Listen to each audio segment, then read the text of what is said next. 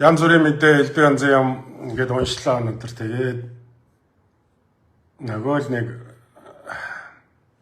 Боргуугийн дэлгэр сайхан гэдэг хүнийхээ тухай нэг өдөртөө нэг жоохон нэг 20 минут ч юм уу зарцуулаад ярьчи гэж бодоод байгаа. Тэгээ энэ хүн маань яагаад унахгүй байгаа, яагаад энэ хүн маань байгаад байгаа нь ерөөсөө илт хитрхийх юмд оролцоотой юм байна гэж. Аргагүй одоо манай намд Монгол Ардын намд нэлээд мөнгө өгч гисэн. Тэгээ хүмүүсээ хөдөлгөж чаддаг. Одоо хүмүүс нь хөдөлгөж чаддаг уу тэгээ юм байдаг юм болов уу гэд. Өнгөрсөн тооног би нэг жоохон энд гүгээд явлаа шүү дээ ажлынхаа хажуугаар.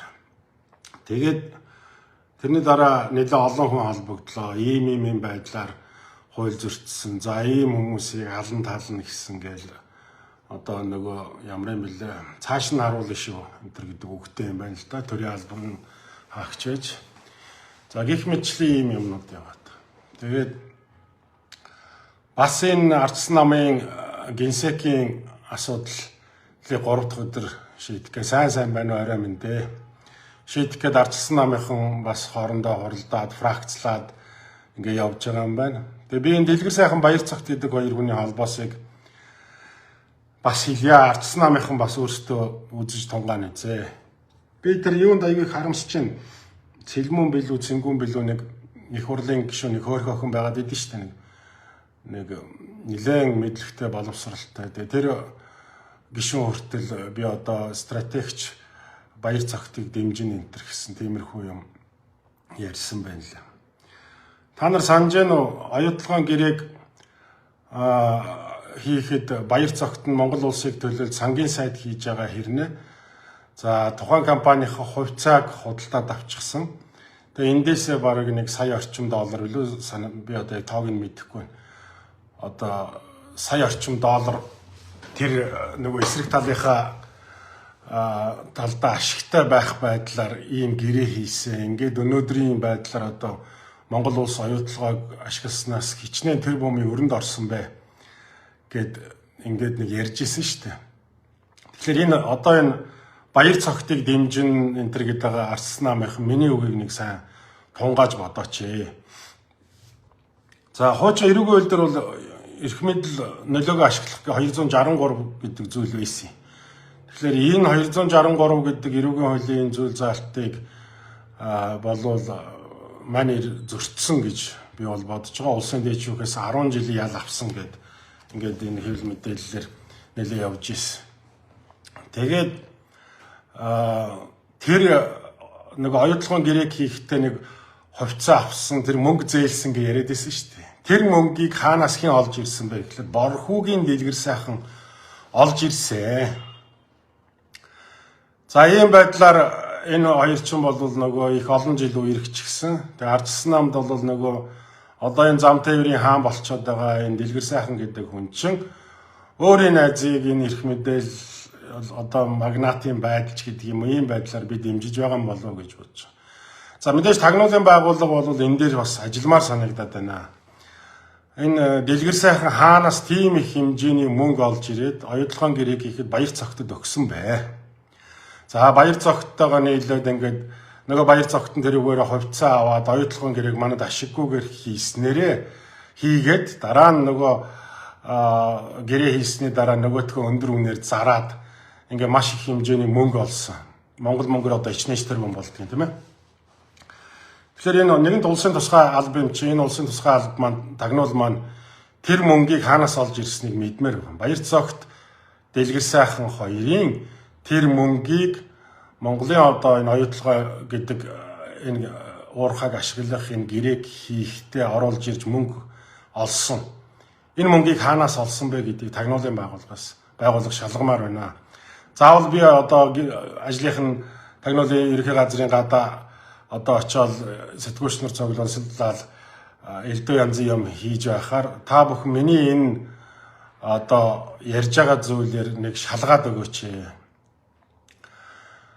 Ардсан намд Баярцагтыг дэмжиж байгаа гэж байгаа энэ хүмүүс бол илт ийм хулгайн зүйлийг дэмжиж байгаа гэж одоо харагдаж штэ. Би бол жишээ нь Баярцагтыг одоо ардчсан намд ингээд дүүрээ засаад ерөнхийлөгчд нэр дэвшээд явна гэх юм бол би нөгөө сая намаржангаа балвсан бүүвээ зандан шатрахыгаа дэмжинэ. Энэ зандан шатрах маань бол хол илүү. Ийм том хулгай хийх, Монголд ийм том нүгэл хийгээгүй хүн байхгүй. Баяр цогтын дэргэд зүгээр цагаан цаас өндөг шиг цагаан амтан нөгөө сонгон шиг арилгасан сонгон шиг хөөхөн ах маань болж таар. За тэгэхээр одоо ардсан намаас Норвег алтууыг би нэр дэвшвэл үзэн лууга амтмөр үзэн энэ гэх мэтэр ингээд ер нь мэдээллүүдээ хийчихсэн байна. Тэгэхээр энэ хүмүүс нэр дэвшээд явал хамаалаа, тийм ээ, байж болж байна. Тэгэхээр энэ улс бол өөрөө оршин тогтнохтой энэ аалзны тор шиг нам дагсан аалзны тор шиг ийм байдлаас салаач. Ардсан намынхаа та нар энэ би борхогийн дэлгэр сайхан гээд ярихаар цаана би шууд нөгөө бям цогт нь өөрийнхөө бям цогт нь дэлгэр сайхны найз бям цогт нь болох гээд байна гэдэг. Энэ холбоосыг та нар мэдэхгүй байж магадгүй. Тэр мөнгийг хаанаас авсан бэ гэдгийг баяр цогтоос сэтгүүлч нар таарах юм бол асуугаарай. Та оюу толгойн гэрээг хийхдээ Монголын талын эрх ашигыг хамгаалж байхдаа тийм ээ тэр хувьцаа авсан уу? За хувьцаа авсан бол үнэн тийм ээ. Наа чи өөрөө нөгөө нэг хэдэн сая долларч илүү нөгөө сая доллартай дансаа мартчихсан гэд бөмбөгдүүлсэн шүү дээ. Энд чи миний үг биш. Энд чи барууны хэвлэлүүд одоо тэр юу Швейцар байлаа ямар улс нь байлаа ингээд нэг мэдээ энэ төр гаргачихсан байсан шүү дээ хуулийн байгууллагууд. Тэгэхээр энэ зүйлсүүдийг нь асуу заяа.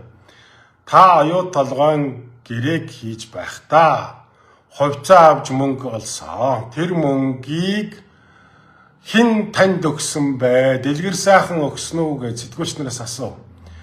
За дэлгэр сайхандаа даарсан сэтгүүлч нар бас нэг юм асуу. Та ардсан намын генсек болох гэж байгаа. Ерөнхийлөгчд нэр дэвшгээр ингээ ажиллаж байгаа. Баяр цогтод тэр мөнгийг хаанаас олж ирж авчирч өгсөн бэ гэдгийг асуу. Дэлгэр сайхан зөвөн биз даа тэр гэнэ. За одоо тэр чи яг юм бити юм дээр хараал мараал бичээд байгаа. Ингээд нэг юмны энэ ярьж байгаа юмны үнц нь унцдаг шүү. Хүнийг тэгэж юу яагаад хэрэггүй. Ийм л юм хэлэх гэсэн. Тэгээ энийг энэ улс орн болж байгаа үйл явдлуудыг ер нь яг бас нэг стратеги байдлаар юм уу ингээд ерөнхийдөө нэг багцлаад харалдаа та нар хэн хаана эзэн болох гээд суугаад байгаа юм бэ гэж тийм ээ. Тэгэхээр би бас ерөнхийлөгчийг энэ дээр нэг анхаарч ажиллаач үндэсний аюулгүй байдал гэж нэг юм байдаг бол энийг бас анхаарч ажиллаач гэж хүсэж байна. Энийг анхааруулж энэ төрийн тусгай байгууллагууд дээр бас ажиллаач гэдгийг тийм ээ. Би харамсалтай нөгөө баяр цогтын ял авсан нөгөө дээд шүүхийн шийдвэрийг хаалттай гэдээ олж авч чадахгүй байгаа учраас тэрс дэлгэрэнгүй ярьж чадахгүй байна. Тэгээ дэлгэр сайхан баяр цогт гэдэг ийм нэгдэл байдаг. Ардсан намд бол дэлгэр сайхан борхогийн дэлгэр сайхан өөрөө зассан. Ийм л юм хэлэх гэсэн. Тэгээд нэг сайн бодорой улсын их хурлын гишүүд одоо энэ ардсан намын гишүүдээ 39 нас хүртэлх нь УБХ илүү тэдний нөгөө нэг баг хурлыг хэлдэг юм байлээ. Тэдний 60% хүртэл нь одоо юм 39 насны залуучууд байна. Залуучуудаараа удирдуулаач гэд хэлээд ах шиг байна. Гişүүд энэ зөв штэ. Одоо алийн болгоо нэг хэдэн өвгнөр бид хэдүүлээ нэг хуугаа майжуулж авах юм. Эдгээр ч одоо зүгээр үнэхээр одоо хэлэх үг байхгүй бид нарыг бүр энэ улсыг бүр яаж дороотуулах уу гэдэг дээр санал нэгдчихсэн аалзны торч шиг болчиход байна шүү дээ. Тэгэхээр генсек энтер дээр залуучууд нь сайн ажиллаа. За дахиад хэлье. Нэг юмыг дахин хэлэхэд бол сайн гэж би бас та бүхэнд ер нь хэлж байгаа тийм үү. Баяр цогттой дарах юм бол хувьцаа авсан мөнгийг чинь дэлгэр сайхан авчирж өгсөн юм уу? Оюутлогын гэрээг та ээлт ашиг сонирхлын зөрчилтэй Монгол улсыг төлөөлж хийхдээ Монгол улсын эрүүгийн хууль 263 эрүүгийн 2002 оны хууль шүү. Хийхдээ энэ зүйлийг зөрчиж эрх мэдэл нөлөөгөө ашиглаж улсын мэдээлэлд өөрт нь албан тушаалт нь огтсон тэр байр байдлаараа олсон улсын мэдээллийг ашиглаж хувьцаа авсан. За энэ хувьцааг авахдаа та дэлгэр сайхнаас мөнгө олж авсан уу? Дэлгэр сайхан танд мөнгө олж ирсэн үү? Дэлгэр сайхны мөнгөний тэр их усүр хаана байсан бэ? За дэлгэр сайхантай таарсан сэтгүүлчид дахиад юм асууна. Баяр цогтод та Монгол улсын эрх ашигыг ашиг сонирхлын зөрчилтэйгээр тэр нөлөөлж одоо оюутлогын гэрээг хийхэд нь мөнгө өгснөө ямар их сурвалжаас аль улсаас энэ мөнгө олж ирж баяр цогтод өгсөн бай гэж. Энд ингээд яваад ахлаар энэ чинь ингээд цаашаага бүр ингээд зөвхөн дэлгэр сайхны асуудал биш маш олон хүний асуудал болох гээд байна. Энэ улсын хувь заяаны асуудал болох гээд байна. За ардчилсан намынханд бас нэг юм гэлээ.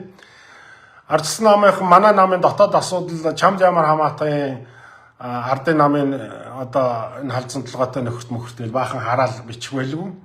Үгүй юм аа. Үгүй юм. Энэ улс төрд нөлөө бүхий байдлыг одоо энэ ардчилсан намын генсек бол эдлэн. За цаашдаа Монгол улсын ерөнхийлөгч нар нэвших юм бол энэ монголчуудын хувь заяатай холбоотой. Би хуульчхоо. Одоо олон жил чимээгүй явах үедээ чимээгүй явж даруулах үедээ даруулж зарим нэг амьтных нь одоо за амьтын байх уу зарим нэг улс төрчийнх нь нохоод өрдөг мод хүртэл болж янз бүрийн юмар туулж ирлээ. Одоо энэ улс их орн маань арай хитэрлээ, иргэдээ.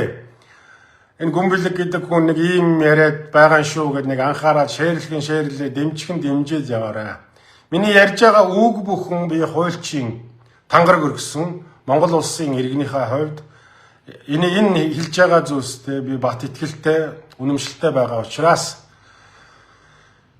ямар нэгэн зүйлд эргэлзэхгүйгээр ийм зүйлсүүдийг хийж байгаа шүү. Энэ 7 хоногт бол бас жоохон ажилтай байх нь ямар ч байсан ийм байдлаар эхлүүлээ.